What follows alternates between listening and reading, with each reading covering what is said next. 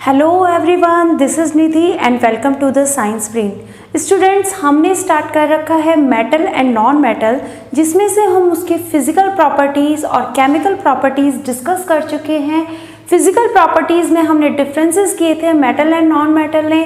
अगर किसी ने हमारी प्रीवियस वीडियो नहीं देखी है तो आप प्लेलिस्ट में जाके चेक कर सकते हैं हमारे चैनल पर। आज हम पढ़ने वाले हैं स्टूडेंट्स बहुत ही important topic and that is the occurrence of metal. यानी मेटल जो होते हैं वो हमें प्योर फॉर्म में नहीं मिलते हैं, ये हमें अर्थ क्रस्ट से मिलते हैं लेकिन प्योर फॉर्म में नहीं मिलते हैं।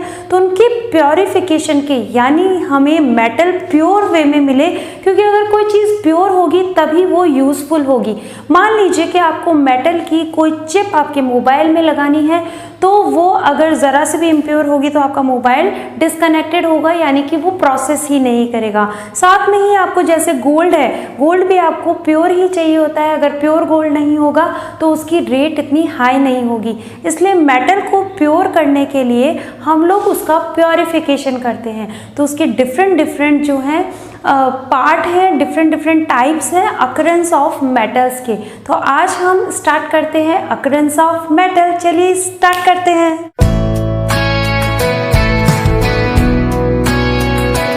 देखिए स्टूडेंट्स, अकरेंस ऑफ मेटल्स में यानी मेटल को अगर हमें अकर्ट करना है यानी हमें प्योर फॉर्म में लेना है तो उसके लिए कुछ टर्म्स हैं जो आपको पता होना चाहिए कि इनको क्या बोलते हैं। तो उनमें सबसे पहले आपका आता है मिनरल्स। मिनरल्स का वैसे तो आपने बहुत बार नाम सुन रखा होगा, लेकिन फिर भी हम यहाँ पर डिस्कस कर लेते हैं। द एलिमेंट्स और compound which occur naturally in the earth crust, यानी वो एलिमेंट और कंपाउंड जो हमें अर्थ क्रस्ट से प्राप्त होते हैं नेचर की वे में। यानी नेचुरली अगर हम लोगों को एलिमेंट्स और कंपाउंड अर्थ क्रस्ट से मिल रहे हैं तो उसको हम लोग क्या बोलते हैं? मिनरल्स बोलते हैं। नेक्स्ट स्टूडेंट्स, जो टर्म है वो है ओर। ओर का मतलब होता है minerals that contain very high percentage of particular metal. देखिए, ओर का मतलब होता है कि पर्टिकुलर मेटल की कोई हमें हाई परसेंटेज मिल रही है तो उसको हम ओर बोलते हैं। लाइक जैसे हमें मरकरी का ओर मिल रहा है, लेड का ओर मिल रहा है, कॉपर का ओर मिल रहा है। यानी ओर जो होता है वो मिक्सचर ऑफ मेटल्स नहीं होता है, केवल एक ही क्वालिटी का मेटल होगा और हाई परसेंटेज में होगा, तो उसको हम लोग बोलते हैं ores. Profitably extracted from it such a minerals are called ores। देखिए, मिनरल्स जो होते हैं उनमें अगर हाई परसेंटेज क्वालिटी जो है वो ओर की मिल जाए हमको, तो उसको हम चीपली एक्सट्रैक्टेड करना चाहते हैं। यानी कुछ ऐसे प्रोसेस से हम लोग उसको प्योरीफाई करने चाहते हैं या एक्सट्रैक्टेड करना चाहते हैं जिससे हमारा खर्चा भी कम हो और हमें प्योर फॉर्म में मेटल प्राप्त हो जाए। देखिए, ये जो प्रोसेस है ये बहुत फास्ट है, लेकिन हम लोगों को अभी इससे सिलेबस कंप्लीट करना है। 10th के लेवल पे आपके एक्सट्रैक्शन आते हैं, बहुत ज़्यादा इंपॉर्टेंट क्वेश्चंस हैं, तो वीडियो को कंप्लीट देखिएगा। देखिए, नेक्स्ट जो आपका आता है गैंग पार्टिकल। देखिए, गैंग वो डॉन वाली गैंग नहीं है, ये है गैंग पार्टिकल्स। गैंग पार्टिकल्स का मतलब होता है students, ores are usually contaminated with large amount of impurities. यानी ऐसे कंपाउंड्स एंड ऐसे कंटामिनेंट्स जिनमें बहुत ज़्यादा क्वांटिटी में इम्प्योरिटीज हो। यानी ओर हम बोलते हैं कि जिनमें मेटल की प्योर फॉर्म हो, मेटल का परसेंटेज हाई हो, बट ओर में क्या होता है कि large amount of impurities present होती है, such as a soil, sand और भी जितने जैसे आप छोटे छोटे पत्थर होते हैं, कंक्रीट होती हैं, अर्थ क्रस्ट में ये सभी कुछ पाए जाते हैं। तो आपको इतना इजीली जो मेटल होता है वो नहीं मिलता है, उसको प्योरीफाइड करना पड़ता है। तो प्योरीफाइड करने के लिए हमें गैंग पार्टिकल को वहाँ से रफू चक्कर करना पड़ता है, यानी रिमूव करना पड़ता है। ठीक है, तो अब देखते हैं हम लोग मेटल को एक्सट्रैक्ट कैसे करते हैं। स्टूडेंट्स, नेक्स्ट देखिए, दैट इज द मेटलर्जी। देखिए, मेटलर्जी क्या होता है? Metal extract from some minerals. यानी मिनरल्स हमको पता है क्या होते हैं, the ore and the gangue particles are known as the minerals. Then ore is a high percentage of the metal present in ore, and the gangue particle is a totally impurities and the contaminants are present in the जो भी आपका metal है उसके अंदर, ठीक है। तो जो मेटलर्जी है वो मिनरल से मेटल को एक्सट्रैक्ट कहलाना वही मेटलर्जी कहलाता है। और मेटलर्जी का प्रोसेस जितना ज़्यादा चीप हो उतना ज़्यादा हमारे लिए अच्छा है, क्योंकि हमको मेटल अगर ज़्यादा प्रोडक्टिविटी में मिल रहा है, ज़्यादा अच्छी क्वालिटी में मिल रहा है इन लो प्राइस में, तो उतना ही हमारे लिए बेनिफिशियल होता है, हमारे सिटी के लिए, हमारे देश के लिए बेनिफिशियल होता है, ठीक है। देन इसके बाद में मेटलर्जी के यानी कि जो हम लोग मेटल को एक्सट्रैक्ट कर रहे हैं मिनरल्स में, या फिर जो अर्थ क्रस्ट से हमने जो मिनरल्स को प्राप्त किया है उससे हम मेटल को एक्सट्रैक्ट करते हैं, तो उनके 5 स्टेप्स होते हैं। The 5 steps are very very very very important. Exams में आपसे यही स्टेप्स पूछे जाते हैं, इनके टॉपिक वाइज पढ़ेंगे और फिर बाद में हम लोग इनको डिस्क्राइब करेंगे, ओके। तो सबसे पहला जो स्टेप आता है स्टूडेंट्स वो होता है क्रशिंग या फिर ग्राइंडिंग, क्रशिंग या ग्राइंडिंग। सेकेंड स्टेप जो आता है स्टूडेंट्स उसमें हम लोग ओर का कंसंट्रेशन करते हैं, यानी कंसंट्रेशन ऑफ ओर। इसका मतलब हम लोग ये भी कह सकते हैं initial stage of removal of impurities, okay. यानी इस प्रोसेस में टोटली रिमूव्ड गैंग पार्टिकल्स आपको पता है गैंग पार्टिकल्स क्या होते हैं? गैंग पार्टिकल्स जो कि सैंड और सॉयल जो मिनरल्स में प्रेजेंट होते हैं, जो कि टोटली इम्प्योरिटीज होती हैं, वो कंसंट्रेशन ऑफ ओर के थ्रू सारी रिमूव कर दी जाती हैं। तो ठीक है, नेक्स्ट जो होता है वो हमारा नेक्स्ट स्टेप कहलाता है और change into metal oxide. It means कि ओर को हम लोग किस में चेंज करते हैं? मेटल ऑक्साइड में चेंज करते हैं। मेटल ऑक्साइड में इसलिए चेंज किया जाता है स्टूडेंट्स क्योंकि अगर ओर को हम लोग मेटल ऑक्साइड में चेंज करेंगे तो ये बहुत ही इजी स्टेप हो जाएगा, हम लोग ऑक्सीजन का रिडक्शन कर देंगे और हमें प्योर फॉर्म में मेटल प्राप्त हो जाएगा। तो फोर्थ जो प्रोसेस है या फोर्थ जो स्टेप होता है वो होता है reduction of metal oxide. And the next and the last जो स्टेप है वो है रिफाइनिंग या फिर हम लोग इसको बोल सकते हैं प्योरिफिकेशन। यानी कंप्लीट जो मेटल होता है वो इन 5 स्टेप में प्योरीफाइड होता है। तो चलिए स्टार्ट करते हैं 1 बाय 1 स्टेप को डिटेल में। देखिए स्टूडेंट्स, अकरेंस ऑफ मेटल में अगर हम लोगों को मिनरल्स मिल जाते हैं तो इसके बाद क्या होता है, ओर और गैंग पार्टिकल्स उसके अंदर प्रेजेंट होते हैं। ठीक है, अब हमें जो ओर या गैंग पार्टिकल्स जो मिले हैं वो बिल्कुल ग्राइंड अवस्था में नहीं होते हैं, यानी कि बिल्कुल पिसे हुए नहीं होते हैं। तो उनको सबसे पहले हमें क्रश करना पड़ता है, यानी ग्राइंड करना पड़ता है। तो बात करते हैं जो हमारा जो एक्सट्रैक्ट फॉर्म है उसके फर्स्ट स्टेप की, तो इसमें सबसे पहला फर्स्ट स्टेप है क्रशिंग ऑफ ओर। यस, हम लोग ये भी कह सकते हैं क्रशिंग या फिर ग्राइंडिंग ऑफ ओर। ठीक है, तो जिस तरीके से आप ग्राइंड करते हैं कोई भी खाने की चीज़ को, उसी तरीके से हम लोग ओर को भी क्रश करते हैं, ग्राइंड करते हैं। उनको बिग पार्टिकल से एक स्मॉल पार्टिकल में चेंज किया जाता है, जिससे कि हम लोग गैंग पार्टिकल्स को ईजिली रिमूव कर पाए क्रशिंग या ग्राइंडिंग के बाद। ओके, नेक्स्ट जो है स्टूडेंट्स आपका वो टॉपिक है concentration of ore. Very very important topic. इससे बहुत ज़्यादा क्वेश्चन पूछे जाते हैं क्योंकि ये टोटल जो है 4 टाइप्स में डिवाइडेड है कि हम लोग ओर को कैसे कंसंट्रेटेड करेंगे। ओके, तो सबसे पहले कंसंट्रेशन ऑफ ओर का जो स्टेप है वो है, या पहला टाइप बोल सकते हैं हम, जिससे कि कंसंट्रेशन ऑफ ओर किया जाता है, ओर को कंसंट्रेटेड किया जाता है। The first is a separation method या फिर हाइड्रोलिक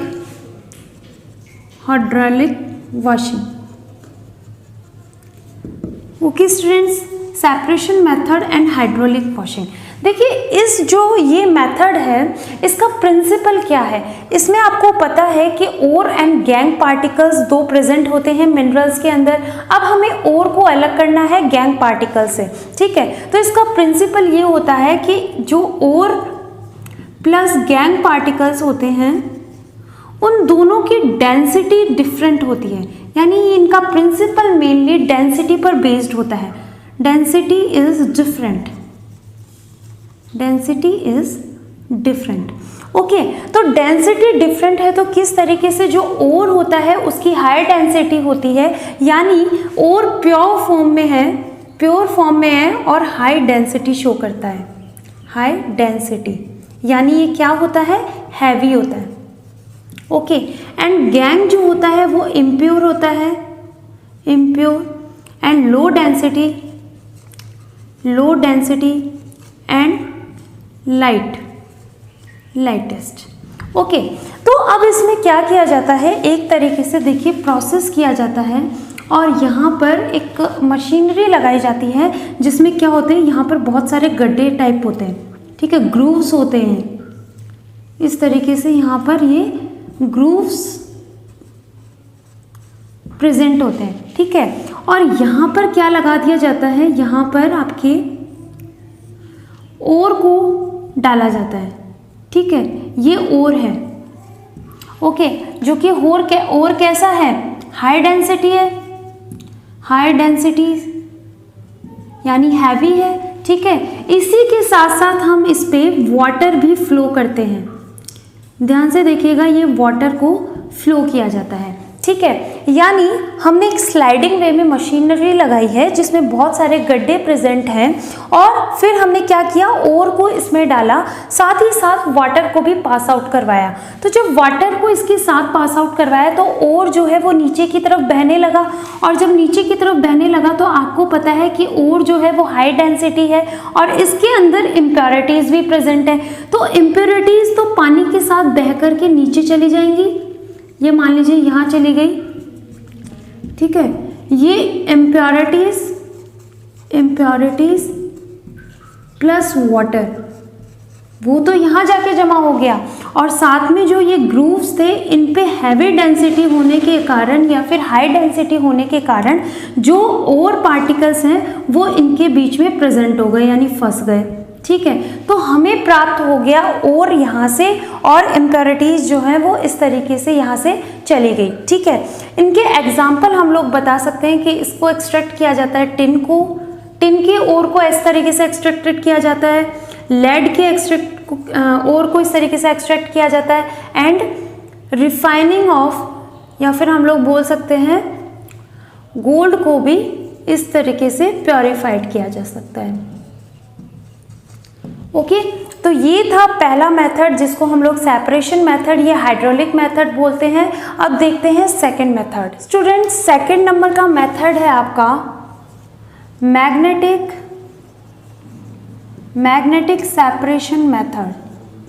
सेपरेशन मेथड।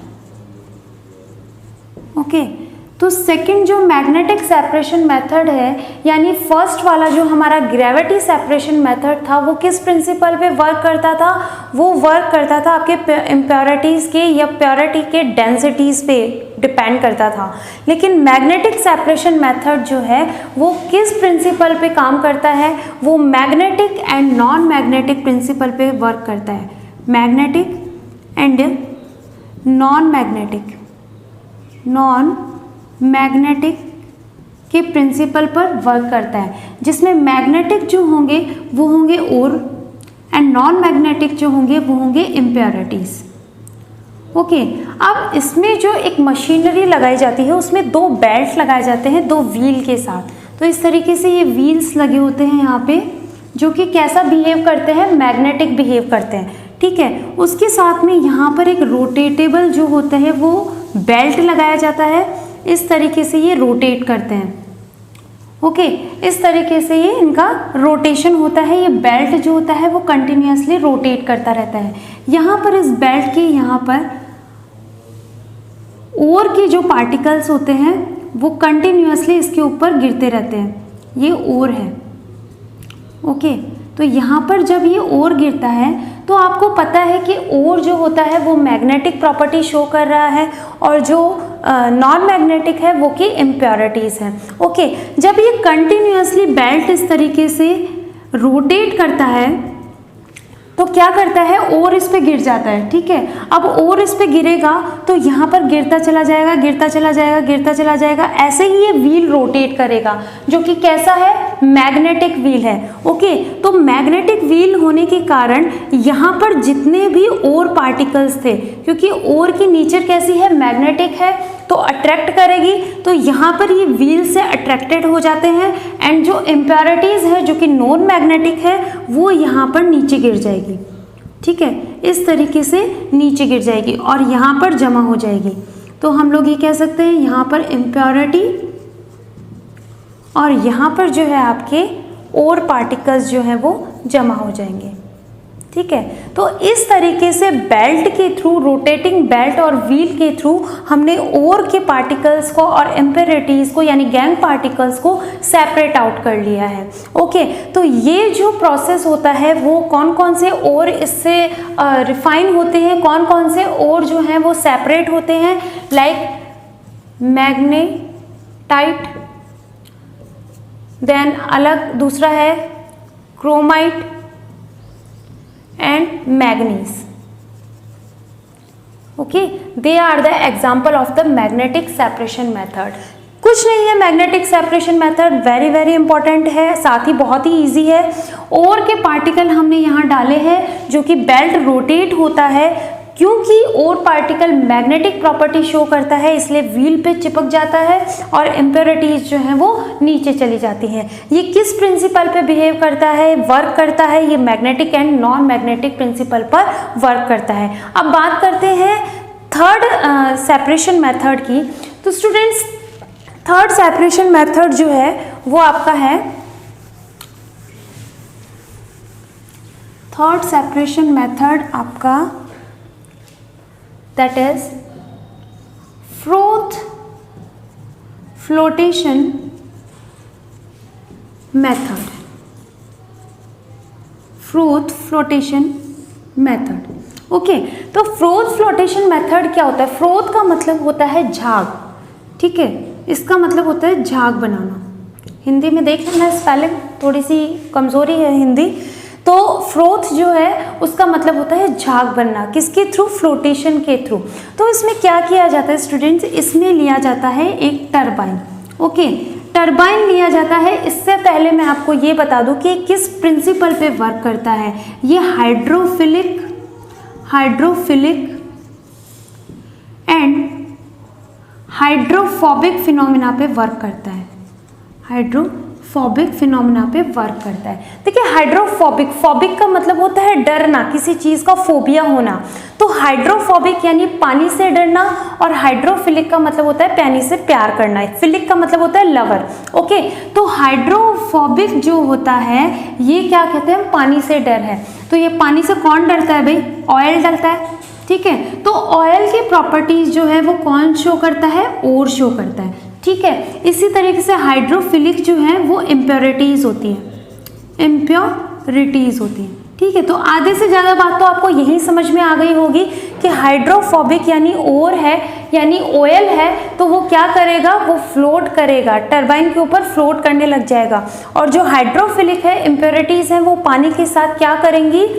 घुल जाएंगी और हमें सेपरेट आउट मिल जाएंगे, यानी और अलग मिल जाएगा और हमें हाइड्रोफिलिक जो इम्प्योरिटीज हैं वो अलग मिल जाएंगी। देखते हैं होता कैसे है कि ये जो बीकर है इसमें हमने लिया हुआ है, यहाँ पर हमने लिया हुआ है pine oil plus water. Okay, pine oil water लिया हुआ है। यहाँ पर हमने कुछ इस तरीके का स्टैंड लगाया हुआ है जिसमें यहाँ पर बहुत सारे होल्स प्रेजेंट हैं। ओके, अब हमने क्या किया कि इसके अंदर हमने एयर एंड वाटर अप्लाई किया। ठीक है, आपको पता है यहाँ पर पानी है, ठीक है, और पानी के साथ साथ पाइन ऑयल है और पाइन ऑयल के साथ साथ यहाँ पर और भी प्रेजेंट है जिसमें इम्प्योरिटीज ऑल्सो अवेलेबल है। ठीक है, तो इम्प्योरिटीज जो कि वाटर सॉल्युबल हैं, क्योंकि हाइड्रोफिलिक हैं, तो वो क्या करेंगे, यहाँ पर वाटर से सॉल्युबल हो जाएंगी। ठीक है, जैसे ही हमने इसको एयर एंड वाटर अप्लाई करी तो ये जो है स्टैंड घूमने लगता है और यहाँ पर ये होल होने के कारण यहाँ पर बबल्स बनने लगते हैं। ठीक है, ये बबल्स जो होते हैं वो पाइन ऑयल होने के कारण यहाँ पर क्या सेपरेट आउट हो जाते हैं। अब पाइन ऑयल है और भी ऑयल की ही क्या रखा है, नीचे रखा है ना। तो यहाँ पर ऑयल ने पाइन ऑयल के नीचे रखी हुई है, तो वो जैसे ही रोटेट करेगा बबल्स के साथ फ्लोट करने लगेंगे और इम्प्योरिटीज जो हो जाएंगी वो वाटर सॉल्युबल हो जाएंगी। ठीक है, तो इस तरीके से हमें एयर और वाटर के थ्रू इम्प्योरिटीज अलग मिल जाएंगी और हमें हाइड्रोफोबिक ऑयल यानी कि और हमको अलग मिल जाएगा। ठीक है, और ये जो प्रोसेस है ये केवल सल्फाइड ओर पर एप्लीकेबल होता है, सल्फाइड ओर पर एप्लीकेबल होता है। ठीक है, like zinc sulphide and lead sulphide, ये दोनों जो हैं वो फ्रॉथ फ्लोटेशन प्रोसेस या मेथड के थ्रू आप समझ सकते हो। ठीक है, ये मेथड इम्पॉर्टेंट है स्टूडेंट्स, आप चाहें तो इनको फिर से रिवाइज कर सकते हैं, आपके पास वीडियो है, आप इसको फिर से रिवाइंड करके देख सकते हैं। साथ ही साथ अगर आपको मेरी स्पीड धीरे लगती है तो आपको नीचे ऑप्शन दिया जाता है, आप इंटू 1.5 या 2x2 भी कर सकते हैं अगर ज़्यादा समझदार हैं तो। ठीक है, ये था आपका थर्ड प्रोसेस। अब देखते हैं नेक्स्ट मेथड। तो स्टूडेंट्स, कंसंट्रेशन ऑफ ओर्स में आपका फोर्थ पार्ट है, that is the chemical method. इसको हम लीचिंग प्रोसेस भी बोलते हैं। ये किस में डन होता है, सिलेंड्रिकल वेसल्स में डन होता है। इसमें प्रेशर अप्लाई किया जाता है, एक सिलेंड्रिकल वेसल होता है, उस पर प्रेशर अप्लाई किया जाता है। उसके बाद में हम लोग जो ओर और गैंग पार्टिकल्स हैं उनको सेपरेट आउट करते हैं। देखिए, जो सॉल्वेंट होता है वो ओर होता है, ठीक है, जो कि सॉल्युबल होता है। ये हमको पता है कि हम लोग हर चीज़ को प्रिंसिपल से रिलेट कर रहे हैं, तो इनका प्रिंसिपल क्या है, यहाँ पर सॉल्युबिलिटी एंड इनसॉल्युबिलिटी के प्रिंसिपल पे ये बेस्ड है। ओके, तो यहाँ पर ओर जो होता है वो सॉल्युबल होता है एंड जो इम्प्योरिटी होती है वो क्या होती है, इनसॉल्युबल होती है। ठीक है, तो इसमें क्या किया जाता है, अगर इनसॉल्युबल है, ओके, और जो पार्टिकल्स हैं वो इतने छोटे हैं कि फिल्टर पेपर पे रेसिड्यू उनका बच सकता है, तो क्या होता है कि जो हमें पता है कि सॉल्युबल पार्ट जो है वो ओर है और इनसॉल्युबल पार्ट जो है वो इम्प्योरिटी है। तो क्या होगा, जैसे ही हम लोग इसके ऊपर इन दोनों का मिक्सचर डालेंगे तो जो सॉल्युबल पार्ट होगा वो अंदर चला जाएगा और जो इनसॉल्युबल पार्ट है वो यहाँ पर रह जाएगा, यानी इम्प्योरिटीज जो है वो ऊपर रह जाएंगी और प्योरिटी है वो आपकी नीचे की तरफ चली जाएगी। ठीक है, फिल्टर पेपर पे रेसिड्यू बच जाएगा और हमें इस तरीके से ओर और गैंग पार्टिकल का सेपरेशन प्राप्त हो जाएगा। ठीक है, इसके अगर एक एग्जांपल देखिए तो जिंक सल्फाइड की रिएक्शन ऑक्सीजन प्लस H2SO4 की प्रेजेंस में कराई जाए तो हमें जिंक सल्फाइड मिलेगा जो कि रेसिड्यू है और यही ओर पार्टिकल हमको प्राप्त हो जाता है प्योर फॉर्म में। तो इस तरीके से हम लोग 4 प्रोसेस से कंसंट्रेशन ऑफ ओर कर सकते हैं। तो यानी आपको पहला प्रोसेस पता है, पहला प्रोसेस जो होता है वो ग्राइंडिंग और क्रशिंग होता है, यानी क्या किया जाता है, जो बड़े बड़े पार्टिकल्स हैं उनको पहले क्रश किया जाता है, उसके बाद उनको ग्राइंड किया जाता है, यानी दोनों ही सिमिलर है, क्रशिंग एंड ग्राइंडिंग की जाती है। उसके बाद में ओर का कंसंट्रेशन किया जा सकता है, यानी ये इनिशियल स्टेट है प्योरिफिकेशन की, जिसमें 4 प्रोसेस होते हैं। सबसे पहला आपका होता है ग्रेविटी सेपरेशन मेथड या हाइड्रोलिक मेथड भी बोलते हैं इसको, वो किया जाता है। सेकेंडली जो होता है वो आपका क्या किया जाता है, मैग्नेटिक जो व्हील होते हैं, मैग्नेटिक बेल्ट जो होता है उसके थ्रू सेपरेशन किया जाता है इम्प्योरिटी और आपके ओर पार्टिकल्स का। नेक्स्ट जो थर्ड होता है वो होता है फ्रॉथ फ्लोटेशन, जिसमें केवल सल्फाइड ओर का सेपरेशन किया जाता है through the froth flotation method के थ्रू। एंड जो नेक्स्ट जो है वो है fourth, that is the chemical method और लीचिंग मेथड भी बोलते हैं इसको। इसमें ये किस प्रिंसिपल पे बेस्ड है, सॉल्युबल एंड इनसॉल्युबल ओर और गैंग पार्टिकल्स पे। ओके, नेक्स्ट जो है ये सेकंड के कंसंट्रेशन ऑफ ओर के हमारे 4 पार्ट थे, यानी अब जो थर्ड स्टेप है वो थर्ड स्टेप क्या है, हम ओर को कन्वर्ट करते हैं, जो कंसंट्रेटेड ओर हमें प्राप्त हुई है उसको हम कन्वर्ट करते हैं मेटल ऑक्साइड में। तो चलिए देखते हैं मेटल ऑक्साइड में किस तरीके से कन्वर्ट करते हैं। तो स्टूडेंट्स, थर्ड जो स्टेप्स है आपका वो है कि आप लोग क्या करेंगे, जो कंसंट्रेटेड ओर है, कंसंट्रेटेड ओर उसको कन्वर्ट करेंगे मेटल ऑक्साइड में। ठीक है, अब मेटल ऑक्साइड में मैंने आपको बताया था क्यों चेंज किया जाता है, ताकि हम इसका रिडक्शन करके ऑक्सीजन को रिमूव कर दें और हमें मेटल प्योर फॉर्म में मिल जाए। ओके, तो कंसंट्रेटेड जो ओहो स्पेलिंग गलत हो गई, कंसंट्रेटेड क्या आप लोग बताते नहीं हो, कंसंट्रेटेड। ओके, तो कंसंट्रेटेड ओर को जब हम मेटल ऑक्साइड में चेंज करते हैं तो क्या करते हैं, सबसे पहले हम लोग इसमें भी दो प्रोसेस होते हैं। ठीक है, अरे बड़ा कंफ्यूजन है भाई, बड़े दो दो चार चार प्रोसेस दिए जा रहे हैं। 10वीं आप पास करेंगे ना तो याद करने पड़ेंगे। ठीक है, तो पहला जो है वो है roasting, okay, and second is a calcination, calcination. ठीक है, तो अब देखिए रोस्टिंग जो होती है वो किन ओर्स में पाई जाती है और कैल्सिनेशन किन ओर्स में पाई जाती है, वेरी इजी आपको याद करा देंगे। ठीक है, C for calcination and C for carbonate और कार्बोनेट ओर। ओके, तो कैल्सिनेशन कार्बोनेट ओर में पाया जाता है, जबकि रोस्टिंग जो होती है वो सल्फाइड ओर में पाई जाती है, सल्फाइड ओर में पाई जाती है। ओके, तो रोस्टिंग सल्फाइड ओर में पाई जाती है, कैल्सिनेशन कार्बोनेट ओर में पाई जाती है, C for carbonate and S for S for sulphide. Okay, तो स्टूडेंट्स अगर हम लोग सल्फाइड ओर का एग्जांपल लेते हैं तो zinc sulphide is change into the zinc oxide, अगर मैं इसको हीट करूँ तो। ओके, तो यहाँ पर सल्फाइड जो है वो किस में चेंज हो गया है, ऑक्साइड में चेंज हो गया है। ठीक है, तो यहाँ पर ऑक्सीजन की प्रेजेंस क्या जरूरी है, यस। तो ये जो ओर होता है ये कन्वर्ट होता है ऑक्साइड में at the presence of oxygen. ठीक है, ये चीज़ आपको ध्यान रखिए कि ये मेन है। रोस्टिंग में अगर पूछा जाए तो आपको बोलना है कि the sulphide ore is change into the oxide with the presence of oxygen. Okay, this is known as the roasting. अगर हम बात करें कैल्सिनेशन की तो यहाँ पर कार्बोनेट ओर को ऑक्साइड ओर में चेंज किया जाता है। तो कार्बोनेट ओर का एग्जाम्पल ले लेते हैं, CaCO3, इसको हीट किया जाता है तो कैल्शियम ऑक्साइड में चेंज हो जाता है। ठीक है, अब स्टूडेंट्स आपको पता है कि CaCO3 जो होता है उसमें ऑलरेडी ऑक्सीजन प्रेजेंट है, तो यहाँ पर क्या ऑक्सीजन की जरूरत है, बिल्कुल नहीं। तो हम लोग लिख सकते हैं एब्सेंस ऑफ ऑक्सीजन। ठीक है, तो इसकी डेफिनेशन ये बन सकती है कि the carbonate ore is a change into the calcium oxide with the absence of oxygen is known as the calcination. तो ये था आपका कंसंट्रेटेड ओर को मेटल ऑक्साइड में चेंज करने का प्रोसेस, यानी हम अब मेटल को मेटल ऑक्साइड में चेंज कर देंगे और फिर क्या कर देंगे, इसका रिडक्शन कर देंगे। रिडक्शन आपको पता ही है क्या होता है, रिमूवल ऑफ ऑक्सीजन, यानी ऑक्सीजन को रिमूव कर देंगे तो हम लोगों को क्या मिल जाएगा, प्योर मेटल मिल जाएगा। तो थर्ड स्टेप तक आपको समझ में आ गया।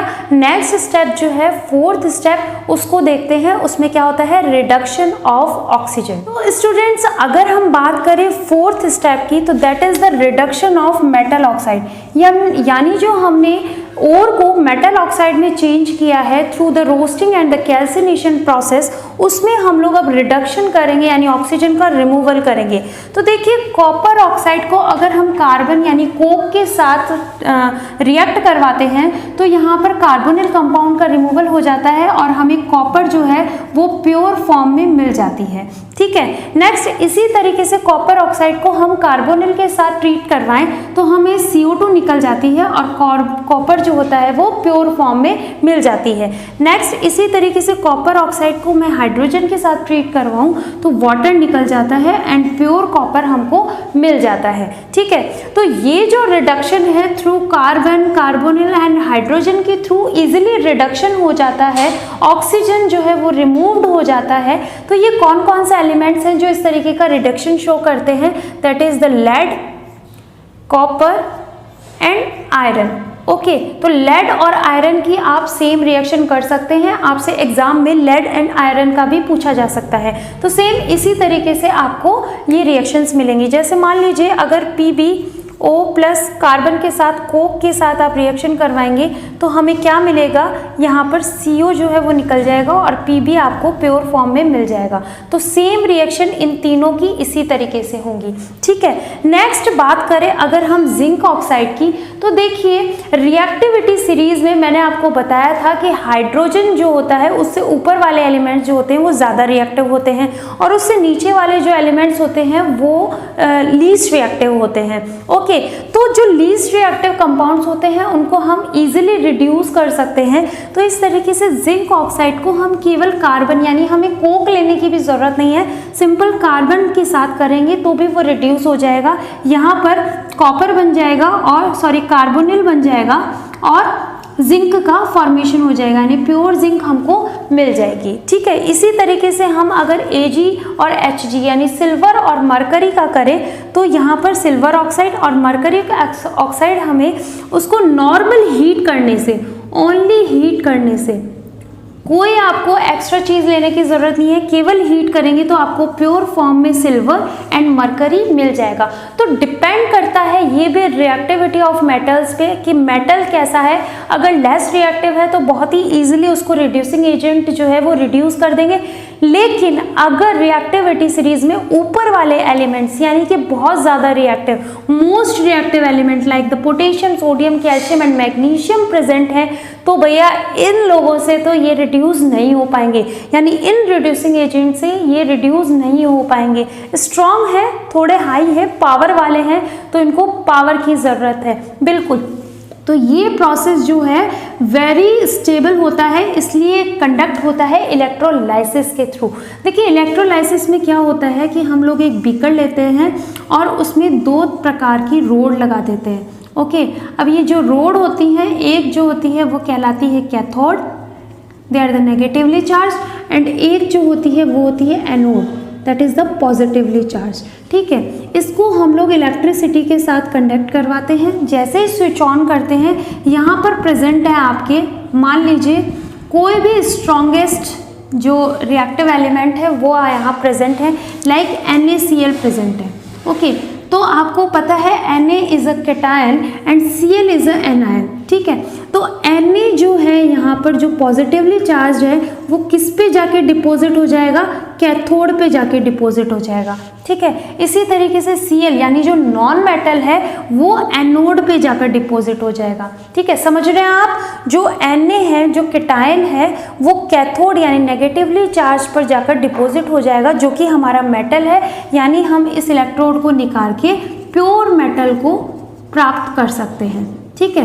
तो ये प्रोसेस जो है सभी इन मोस्ट रिएक्टिव एलिमेंट्स पे अप्लाई किया जाता है, क्योंकि ये सिंपली रिड्यूस नहीं होते हैं, इसीलिए इनको इलेक्ट्रोलाइसिस प्रोसेस के थ्रू रिड्यूस किया जाता है। अब बात करते हैं 5th प्रोसेस की या 5th स्टेप की। तो स्टूडेंट्स, अकरेंस ऑफ मेटल में हमारा लास्ट और 5th स्टेप है, that is the refining of metal. देखिए इससे पहले वाले टॉपिक में जैसे हमने पढ़ा था इलेक्ट्रोलाइसिस प्रोसेस से बिल्कुल वैसा ही है, लेकिन अगर हमें प्योर मेटल चाहिए तो हमें ये प्रोसेस कराना ही पड़ेगा, क्योंकि हो सकता है कि थोड़े बहुत नॉन मेटल या थोड़ी बहुत इम्प्योरिटीज मेटल में प्रेजेंट हो, तो वो थोड़ी बहुत यानी थोड़ी भी अगर इम्प्योरिटीज मेटल में है तो वो नुकसानदायक हो सकती है, हमें जो है हमारी अर्थव्यवस्था को कमजोर कर सकती है। तो ऐसा तो हम अपने देश के साथ होने नहीं देंगे, इसलिए रिफाइनिंग ऑफ मेटल में होता क्या है, इलेक्ट्रोलाइसिस जो है वो मेटल रिफाइनिंग के लिए बहुत ज़्यादा यूज़ किया जाता है। इसमें क्या होता है कि करंट पास किया जाता है। देखिए पहले हम डायग्राम की तरफ चलते हैं, शायद आपको ये चीज़ नहीं दिखाई दे रही होगी तो मैं यहाँ बना देती हूँ। यहाँ पे इसके हमने क्या लगा रखा है, बैटरी लगा रखी है, ठीक है। That is the negative part and that is the positive part. Okay, इस बीकर में हमने इलेक्ट्रोलाइट ले रखा है, या फिर हम लोग ये कह सकते हैं हमने 2 इलेक्ट्रोड लगा रखी है, ठीक है। इनमें से एक इलेक्ट्रोड जो है वो कैथोड है और दूसरी इलेक्ट्रोड जो है एनोड है। Cathode is a negatively charged and anode is a positively charged. देखिए आपको कैथोड अगर दूर से नजर आ रही हो तो कैथोड जो है वो थोड़ी सी पतली रॉड है, ठीक है, जबकि एनोड जो है वो थोड़ी मोटी रॉड है। एक्चुअल में होता क्या है, यहाँ पर ये वो रोड है, ये एक कॉपर की रोड है, ठीक है। मान लीजिए हमने कॉपर एटम जो है वो एग्जाम्पल लिया है, कॉपर का इलेक्ट्रोड जो है वो हमने एक एग्जाम्पल के थ्रू लिया है। तो यहाँ पर ये कॉपर की इलेक्ट्रोड है जो कि पतली है, जो कि प्योर है, और यहाँ पर ये एनोड प्रेजेंट है जो कि इम्प्योर है, यानी यहाँ पर इम्प्योरिटीज प्रेजेंट है, ठीक है। तो अब क्या करेंगे, यहाँ पर हमने जो कॉपर सल्फेट जिसकी इलेक्ट्रोड लेते हैं उसी का इलेक्ट्रोलाइटिक सॉल्यूशन लेते हैं। तो यहाँ पर हमने कॉपर सल्फेट का सॉल्यूशन लिया है। तो स्टूडेंट्स क्या होता है, जो इस इलेक्ट्रोड पर कॉपर जमा है और जो यहाँ पर कॉपर जमा है वो सब जाके डिपॉजिट हो जाएगा कैथोड वाली इलेक्ट्रोड पे, ठीक है। क्योंकि कॉपर जो होता है उसकी वैलेंसी +2 होती है, चार्ज +2 होता है, यानी ये एक मेटल की तरह बिहेव करता है। तो सारे मेटल्स जो है वो कैथोड यानी नेगेटिवली चार्ज पार्टिकल्स की जो इलेक्ट्रोड है उसके ऊपर जाके चिपक जाएंगे, और नॉन मेटल्स जो है वो एनोड की तरफ जाके चिपक जाएंगे।